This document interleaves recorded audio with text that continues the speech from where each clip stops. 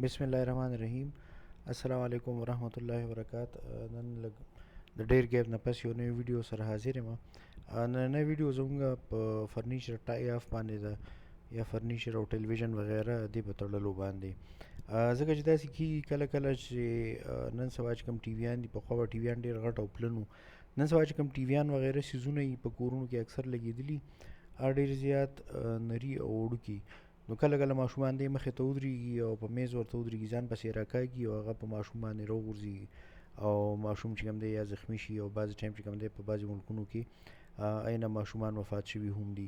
د دې نه علاوه بعضې زموږ په کمرو کې سامان یا فرنیچر داسې پروت وي چې هغه د هغې چې کوم بیس دی یا د هغې چې کومې خپې هغه لږې نری او تنګ وي او ډېر اوچت او لوړ یا فرنیچر لکه درازونه وغیره یې باندې کله کله ماشومان د ختو کوشش کوي او همدغه شان هغه فرنیچر چې کوم دی په ماشوم د پاسه باندې راوغورځېږي، ماشوم ترې ښکته شي او فرنیچر په پاسه راوغورځېږي او دې نه چې کوم دی زخمي کېدی هم شي او بعضې ټایم چې څنګه ما وویل چې هغه ماشومان ترې وفات شوي هم دي.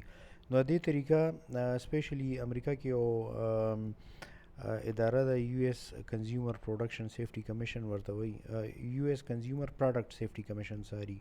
نو دا پروډکټ سیفټي کمیشن چې کوم دی ای وایي چې تاسو کوم هم داسې فرنیچر چې هغې ښکته پړ مخې راغورځېدو خطره وي نو هغه ټای آف کوئ یا هغه تړئ.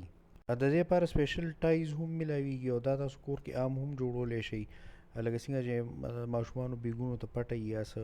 نو یو چې کوم دی په فرنیچر پورې په سکرو باندې وتړئ، یو په دیوال پورې وتړئ چې دا مضبوط شي او راغورځېږي نه. د دې ویډیو په ډسکرپشن کې ما څه هیشټیګز ورکړي چې هغه موږ غواړو چې یاره ډسکس شي او دا چې کوم دی په خپل خاندان کې نور ماشومانو ته، ملګرو ته او فیملی کې چې کوم دی نو دا انفارمیشن پیلاو کوي چې یاره د دې څیز نه دا خطره کېدی شي او څه دی باب یې څه دی. د سیفټي باره کې نور انفارمیشن تاسو ته جي سی یو کې اوشا ویب سایټ باندې میلاویدی شي او سپیسیفکلی د دې څیز باره کې یونایټډ سټیټس کنزیومر پروډکټ سیفټي کمیشن په ویب سایټ میلاویدی شي. د سیفټي باره کې که نور ویډیوز کتل غواړئ دا چینل لایکس کوئ، شیر یې کوئ، سبسکرایب یې کوئ.